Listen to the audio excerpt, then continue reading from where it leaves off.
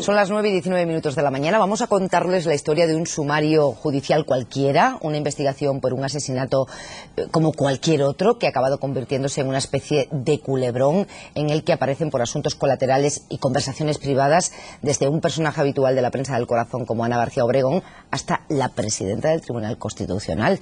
La conversación telefónica entre María Emilia Casas y la procesada por ese asesinato, una abogada que por medio de conocidos le cuenta a Casas sus problemas con la custodia de su hija, acabó en el Tribunal Supremo, que finalmente ayer dijo que el comportamiento de la presidenta del Constitucional en esa conversación no es un delito, no es siquiera investigable, que no asesoró a la acusada y que se ajustó a los usos sociales. Pero, Elena Valenciano, hasta aquí hemos llegado con una especie de culebrón. Culebrón auténtico, ¿no? Una sorpresa escuchando pues un delito habitual, encontrarse con esa galería de personajes. Pero bueno, lo más importante es que... María Emilia Casas, ¿o no?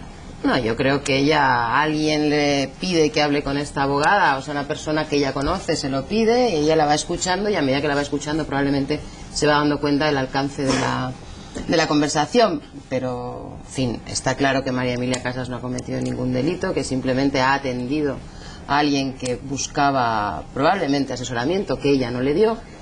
Pero a mí lo que me preocupa es eso, cómo protegemos la parte de la conversación de María Emilia Casas que no constituye delito, cuando en realidad quien se está escuchando es a la otra persona. Deberíamos poder regular eso también, proteger a las personas que hablan con delincuentes sin saber que lo son, no con delincuentes solos, sino con personas que están siendo investigadas, ¿no?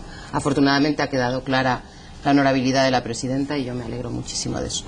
¿Luis Herrero?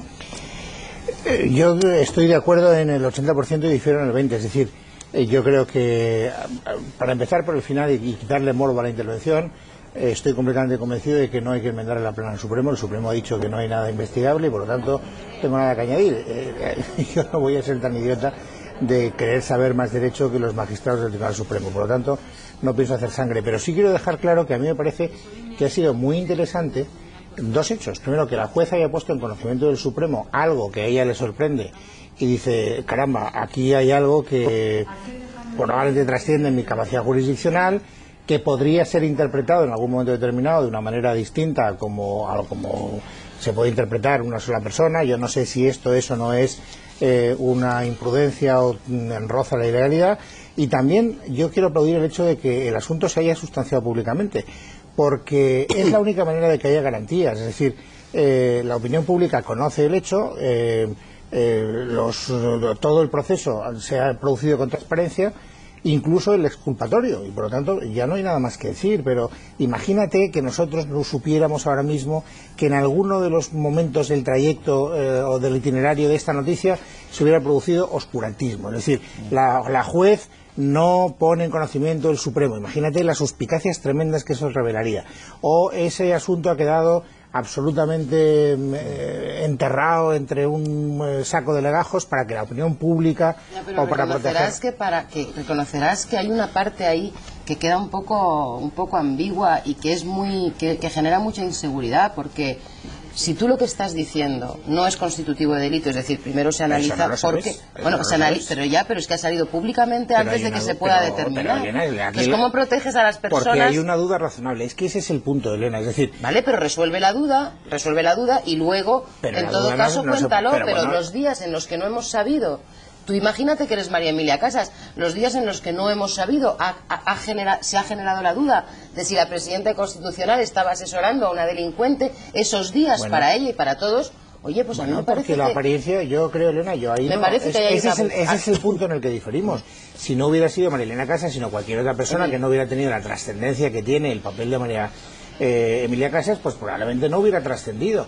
El problema es que hay una duda razonable. Es que se han abierto periódicos con sus entrecomillando sus palabras. Y me parece bien, la opinión pública conoce el hecho. Tu postura, bueno, que parece que están de acuerdo en el fondo del asunto que ha sustanciado ya el Tribunal Supremo, pero habría que publicitarlo, habría que proteger.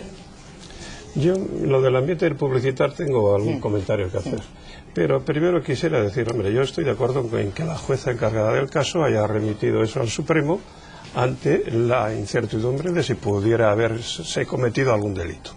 Y ahora el Tribunal Supremo ha dictado, pues bueno, que efectivamente ahí no hay causa de ningún delito ni ninguna pena. Y a mí lo que me sorprende es que el Partido Popular siga insistiendo, no Luis Herrero, pero el Partido Popular sí siga insistiendo en el tema y no acabe de acatar una sentencia del Tribunal Supremo y se le esté constantemente llenando la boca con muchos temas desde ayer por a nosotros que... No seas malévolo, no seas malévolo. No seas malévolo. Por favor. Perdón. Oye, el Partido Popular ha seguido insistiendo y hoy todavía se recogen en los periódicos que están reclamando la dimisión de la presidenta del Tribunal Constitucional. Luego, no acaba de acatar una sentencia del Tribunal Supremo. Esto es lo único que digo. Y con respecto a la publicitación de las cosas, a mí lo que me llama la atención es cómo al final salen en los medios de comunicación no solo la cuestión de la presidenta del tribunal, sino de todo el resto de cosas que ha habido en una conversación grabada por un funcionario público. Y a mí lo que me asoma es que hay bastante corrupción o corruptelas, por no decirlo tan gravemente, en muchos funcionarios que transmiten las cosas que son internas de los procedimientos judiciales y de las investigaciones a los medios de comunicación y que no creo que lo hagan gratis. Y eso sí que es lo que hay que atajar. Y yo creo que hay que tener seriedad entre los funcionarios. Gravísima, o sea, que haces eso es lo que me parece a mí. No, en general, Josu, Luis. Yo no conozco, y a lo mejor el hecho de que yo no la conozco no quiere decir que no se haya producido, pero yo no conozco ninguna declaración posterior a la decisión del Supremo del Partido Popular diciendo que está en desacuerdo con la sentencia del Supremo. Y con respecto a lo de los funcionarios, bueno, es que esto es un asunto que se produce todos los días. Quiero decir, se han filtrado sentencias del Constitucional, sentencias del Supremo, sentencias... Bueno, yo no digo que estamos haciendo volar la presunción de inocencia de una manera que a mí me parece gravísima, no solo en este caso, sino en muchos otros. Creo que eso merece una reflexión por parte de la democracia moderna y me parece que en los próximos años tenemos que ponernos a pensar en eso, porque es que si no, esto es invivible, ¿no?